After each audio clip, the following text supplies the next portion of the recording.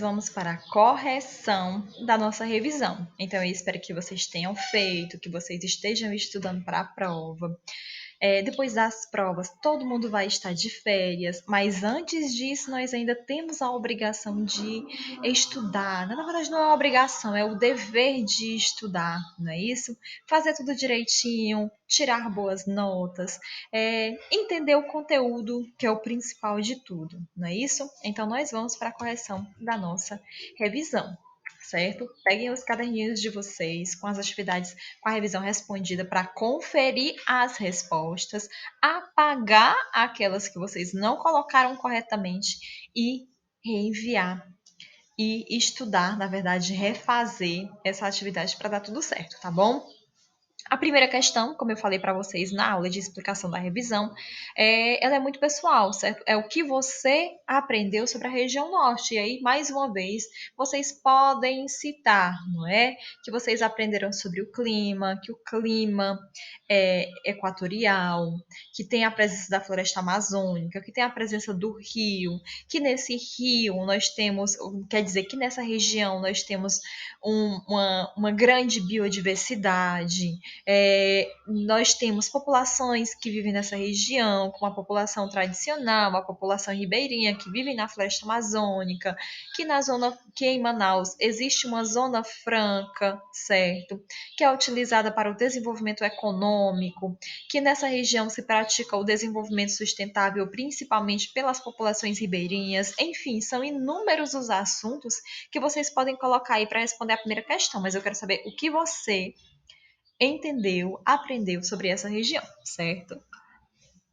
Na segunda questão, qual é o clima predominante na região norte? Clima equatorial, não é, gente? E a vegetação, mata atlântica, presente na formação da floresta amazônica. Outra questão, o que é o desenvolvimento sustentável? Suprir as necessidades da geração atual sem comprometer as gerações futuras, ok? Vamos para a próxima perguntinha. Caracterize a hidrografia da região norte. Mais uma vez, nós temos a presença de bacias, como a bacia Tocantins-Araguaia, e nós temos o maior rio do mundo presente nesse território, que é o rio Amazonas, e que forma a maior bacia hidrográfica do mundo, a bacia amazônica. Não é isso? Esse rio, ele corre boa parte dentro do território brasileiro. Esse rio, ele é muito utilizado como transporte, certo? Devido às dificuldades encontradas na região norte por locomoção, muito se utiliza esse rio para o transporte em balsa, transporte de cargas, transportes de pessoas. E nesse rio, pode estar situado em planícies, não tem muitas atividades relacionadas à produção de energia hidrelétrica, já que o rio corre plano, não é isso? Próxima questão. O que é a Zona Franca de Manaus? Mais uma vez, não é, gente? É uma zona para o desenvolvimento econômico e industrial, que foi estabelecida na região norte em 1960, especificamente em Manaus, com o objetivo de atrair empresas estrangeiras e empresas de outras regiões do Brasil, como por exemplo a região sudeste, para ir para essa região. É uma região isenta de alguns impostos, não é isso? Nós encontramos muitas vezes benefícios em relação à localização no território. Na Zona Franca, trata-se de uma área, né, na qual, como eu já falei para vocês, há isenção de impostos de importação que possibilita aos empresários do setor industrial comprar peças e componentes vindo do exterior a custo mais baixo e montar, né, fazer uma produção ali em série de eletrodomésticos, bens de consumo destinada à comercialização em todo o território nacional. Embora, né, o principal mercado ali consumidor seja a região centro-sul do território brasileiro, para onde o produto ele volta. Então, para voltar, ele precisa ter menos impostos, porque senão não compensa as empresas virem para essa região, certo? Próxima pergunta. Sintetize o que você aprendeu sobre a região Nordeste. Mais uma vez, gente, vocês podem falar do clima, o que vocês aprenderam do clima, o que vocês aprenderam da vegetação. Vocês podem falar, né, que o clima predominante é o clima tropical, que nesse clima tropical tem uma subdivisão entre tropical litorâneo, tropical semiárido, também tem um pedacinho de equatorial, não é? Então tem muita coisa para se falar. Vegetação predominante, que é a vegetação caatinga, que dentro desse território que passa por grandes problemas de seca, não é? Do semiárido, nós temos também a presença de um segundo maior rio do território brasileiro, que é o Rio São Francisco, que a economia também é diversificada, porém puxa muito para a produção ainda de alimentos e agropecuária, lembrando que a produção de alimentos geralmente está associada a uma agricultura irrigada devido ao clima, que as capitais dessa região elas estão situadas em sua grande maioria na zona litorânea, com exceção de Teresina, que fica no Piauí. Então tem muita coisa aí que a gente estudou que vocês podem colocar como resposta, tá bom? Na próxima questão, qual é o clima predominante na região Nordeste? Acabei de falar para vocês, não é? O clima predominante que nós encontramos na região Nordeste é o clima tropical, e aí ele varia, mas a presença mesmo predominante é do clima tropical. E tem uma subdivisão desse clima que se destaca, não é? Que é o tropical semiárido. Então, nós temos aí a ocorrência do clima tropical ou tropical típico, como nós já falamos, e a principal diferença, né, também tem o tropical semiárido, e a principal diferença entre eles dois é a questão da escassez das chuvas, não é? No tropical, enfim, nós temos aí essa questão de clima. O clima, gente, ele também é associado aos planaltos, não é? E nós temos, como nós estudamos anteriormente, nós temos um relevo que ele facilita, na verdade ele facilita não, ele dificulta a distribuição de chuvas na região Nordeste.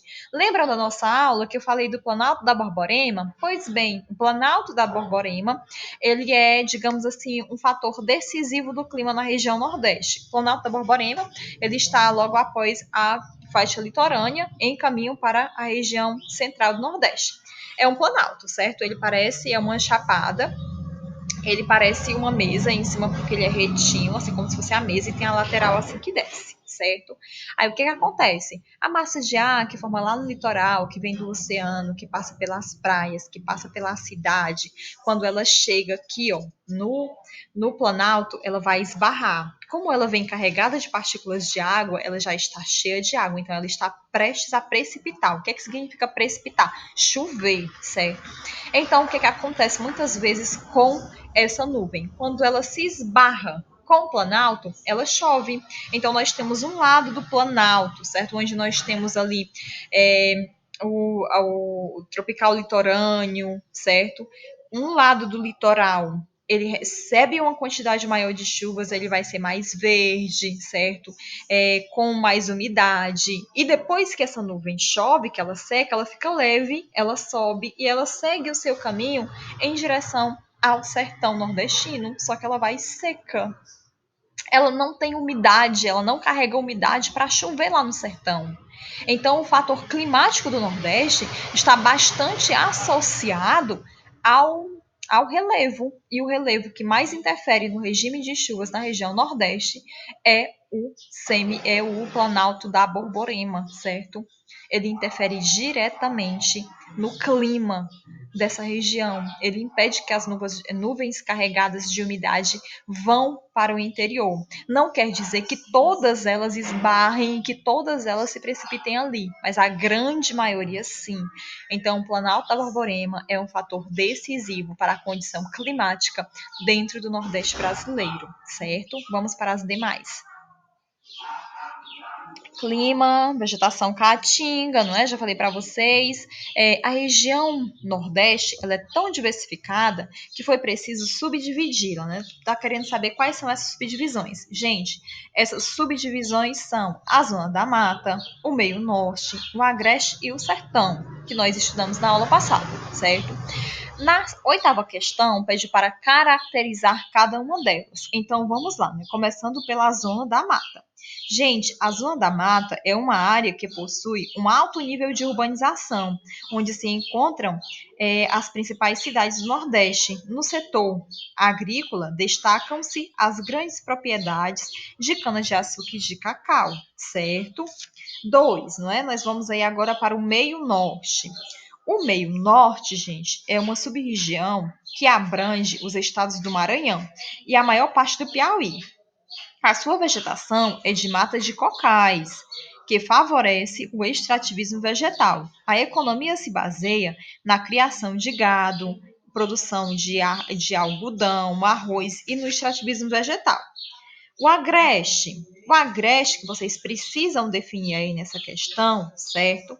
Corresponde à área de transição entre a porção seca e a porção mais úmida próxima ao litoral. Nessa sub-região predominam as pequenas propriedades policultoras. Sua porção norte abrange áreas de planalto, as áreas do planalto da Borborema, que eu acabei de explicar para vocês que ele é um fator decisivo no clima da região nordeste. E por último, nós temos o sertão, né? Apresenta clima semiárido e os rios intermitentes. O que são os rios intermitentes? Rios que secam, certo? É uma sub-região que mais sofre com as secas. A economia é baseada na agropecuária tradicional com baixa produtividade. E por último, nós temos a 10ª questão, que pede para caracterizar a hidrografia da região norte, não é? Em relação à hidrografia, gente, nós temos, não é? Como eu acabei de falar para vocês, a presença de rios intermitentes, que são rios que secam, que não ficam cheios o ano inteiro, geralmente só no período chuvoso. Mas nós temos também o rio perene. O rio perene é aquele rio que não seca, como é o exemplo do rio São Francisco, não é? Nós temos aí que nesse território se destacam as bacias hidrográficas do rio Paraíba, do rio São Francisco, que ambos são perenes. Os rios, eles não secam. A afluência, não é? A quantidade de água, ela pode diminuir, mas ela não seca, certo? E nós temos o destaque para o Rio São Francisco, que também é conhecido como o Velho Chico, né, que possui o maior volume de águas e é o mais importante rio da região, que é a região Nordeste. É um rio perene, como eu falei para vocês, não é? Graças à sua localização das nascentes, que ele nasce na Serra da Canastra, em Minas Gerais, onde há elevados volumes pluviométricos, ou seja, onde chove muito, não é? E as águas do Rio São Francisco, elas são utilizadas para as diversas finalidades, para a pesca, para a agricultura, para a produção de energia elétrica, para usar nas usinas hidrelétricas instaladas ao longo desse rio, para o transporte de cargas, irrigação, tem o uso intensivo no rio, enquanto também causa problemas ambientais, como a questão do assoreamento. Professor, o que é o assoreamento? Né? O acúmulo de detritos transportado pelas águas, e aí eles vão causar muitas vezes o soterramento de algumas áreas do rio. E ligado à hidrografia, nós temos uma coisinha chamada indústrias das secas. Professor, o que é a indústrias das secas? Muitas vezes, gente, os governos eles acabam utilizando a seca para promover a indústria. Como assim, professora? A seca para promover a indústria, certo? Os governos corruptos, gente, em vez deles pegarem os dinheiros e investir em medidas para solucionar o problema da seca, eles utilizam essas medidas para fazer outras coisas e muitas vezes não utilizam a total de verba destinada para combater a seca na nossa região, certo? E aí nós temos a transposição do Rio São Francisco, que eu falei para vocês, né, que ela finalmente foi concluída, falei isso na aula passada, estou repetindo hoje de novo, que ela finalmente foi concluída, então vai melhorar muito a questão da seca no Nordeste brasileiro, vai incrementar a produção de alimentos, também tem aí a necessidade de que essa transposição ela favoreça principalmente o pequeno produtor, embora a gente saiba que os maiores beneficiados serão os grandes produtores nesse território. Então, eu espero ter ajudado vocês. Façam a correção direitinho. Boa prova!